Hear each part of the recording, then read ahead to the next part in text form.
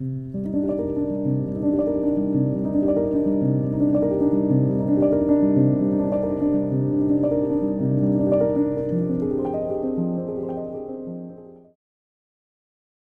this week's soundbite, I want to talk about sibilance and mistracking.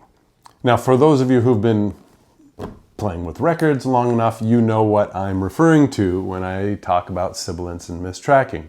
It's a special phenomenon that we hear, that we know is being induced mechanically, and we can hear it as usually it starts out as sibilance, and it'll come up with some high frequency, high amplitude impulses, maybe with a female voice with the aspirants, the s, the ps sounds, or a hornblatt.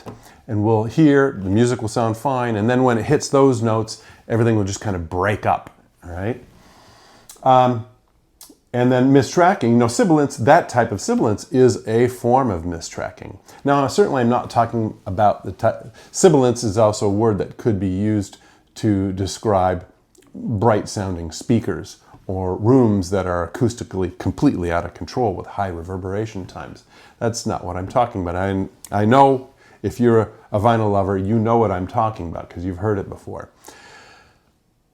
But there is so much misconception about what to do about it. Most people will just increase the vertical tracking force, and that's the wrong thing to do. Because sibilance and mistracking is almost never caused by the cartridge. It's almost always caused by the tone arm. It's only in very rare cases that sibilance and mistracking is caused by something having to do directly with the cartridge.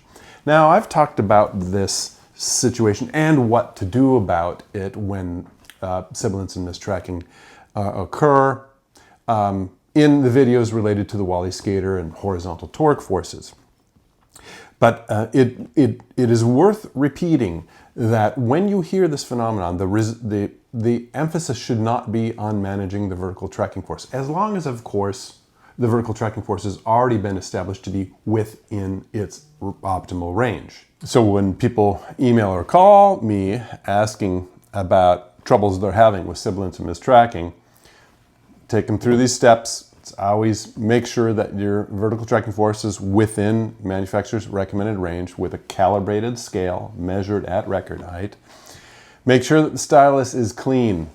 Maybe 3% of cases sibilance and mistracking will occur because the stylus is gummed up with a sticky, sooty substance that's making it difficult to make contact with the groove wall. Maybe another 1% of the time it's that there is magnetic material that has found its way into the motor assembly and is causing this phenomenon. But the preponderance of these events are caused by the tone arm. Get out the Wally skater, make sure you're managing this, because even if you just increase the vertical tracking force to ameliorate the sibilance and mistracking, you haven't solved the problem. You've only taken care of the symptom. The problem remains. The tone arm is being torqued one way or the other, either to the inner or the outer area of the platter, and the damper is crying for mercy. Now, you're just muscling it into proper behavior by increasing the tracking force, but you're not fixing the problem. And wouldn't you like to hear how much better it would sound if that damper were symmetrically compressed? That's your sound bite for the week. Another one next week.